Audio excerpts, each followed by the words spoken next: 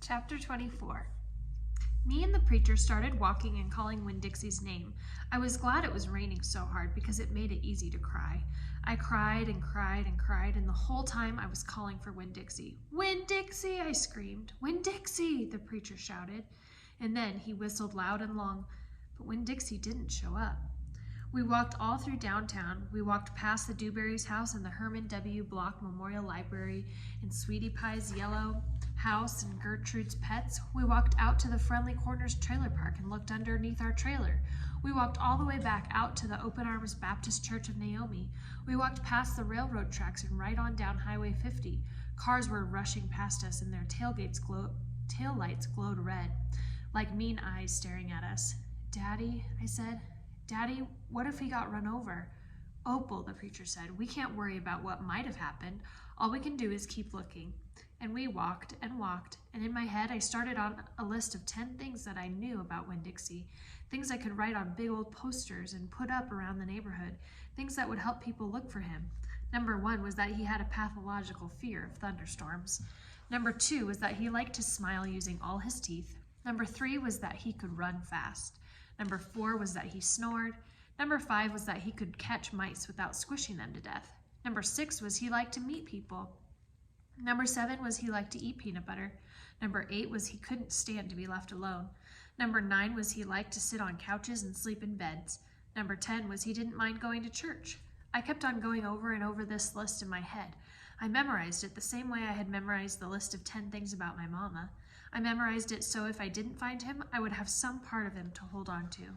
But at the same time, I thought of something I had never thought of before, and that was a list of things couldn't even begin to show somebody the real Winn-Dixie, just like a list of 10 things couldn't ever get me to know my mama. And thinking about that made me cry even more. Me and the preacher looked for a long time, and finally we said we had to quit. "But Daddy," I said, "Winn-Dixie's out there somewhere. We can't leave him." "Opal," the preacher said, "we have looked and looked, and there's only so much looking we can do." "I can't believe you're going to give up," I told him. "India, Opal," the preacher said, rubbing his nose, "don't argue with me." I stood and stared at him. The rain had let up some. It was mostly a drizzle now. "It's time to head back," the preacher said. "No," I told him. "You go ahead and go, but I'm going to keep on looking."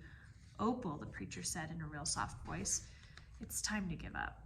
"You always give up," I shouted. "You're always pulling your head inside your stupid old turtle shell. I bet you didn't even go out looking for Mama when she left. I bet you just let her run off too."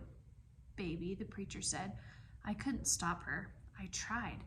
Do you think I wanted her to stay too? Don't you think I miss her every day?" He spread his arms out wide and then dropped them to his sides. "I tried," he said. "I tried." Then he did something I couldn't believe. He started to cry. The preacher was crying. His shoulders were moving up and down, and he was making snuffly noises. "And don't believe that losing Winn-Dixie doesn't upset me as much as it does you," he said. "I love that dog. I love him too." "Daddy," I said. I went and wrapped my arms around his waist. He was crying so hard he was shaking. "It's all right," I told him. "It's okay." "Shh," I said to him like he was a scared little kid. "Everything will be okay." We stood there hugging and rocking back and forth, and after a while the preacher stopped shaking and I still held on to him. And I finally got the nerve to ask the question I wanted to ask.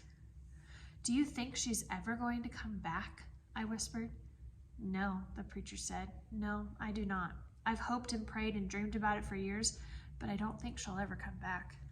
Gloria says that you can't hold on to anything, that you can only love what you've got while you've got it." "She's right," the preacher said. "Gloria Dump is right."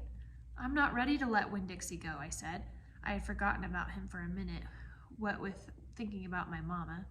"We'll keep looking," said the preacher. "The two of us will keep looking for him. But do you know what? I just realized something, India Opal. When I told you your mama took everything with her, I forgot one thing, one very important thing that she left behind." "What?" I asked. "You," he said. "Thank God your mama left me you," and he hugged me tighter. "I'm glad I've got you too," I told him, and I meant it. I took hold of his hand and we started walking back into town, calling and whistling for Winn-Dixie the whole way.